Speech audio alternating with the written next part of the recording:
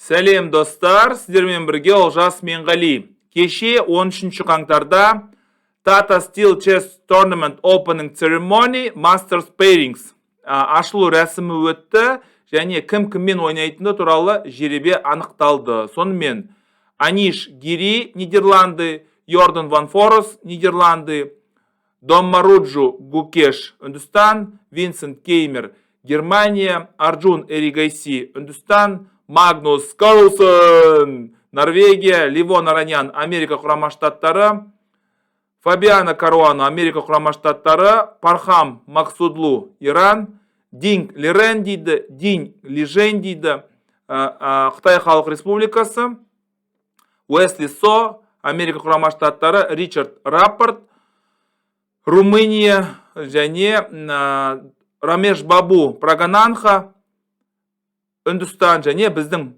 көршіміз Нодирбек Абдусатторов.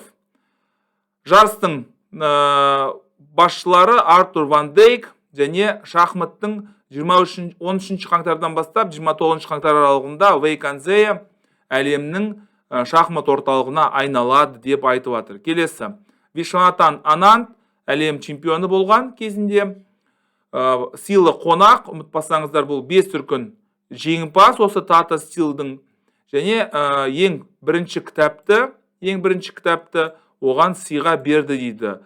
Бұл патшалар, патшайымдар және жаңадан қосылғандар. 85-ші жарыс екен. Естеріңізге сала кетейін, Ананд бұл деген дәл қазіргі FIDE-нің вице-президенті.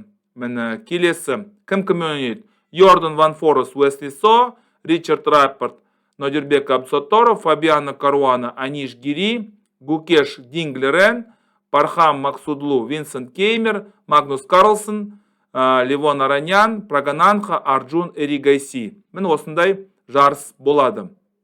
Тағы да бір рет сіздердің естеріңізге сала кетейін, міндетті түрде қараңыздар. Бұл жыл сайын өтетін өте дәстүрлі жарыстардың бірі. Бұлар жалпы Европа, Америка дәстүрді ерекше ұнатады және барынша сақтауға тырысады. Бұл ең мықты жарыстардың бірі деп айтуға болады. Жақсылықта кездесейік, сау сәлемет болыңыздар.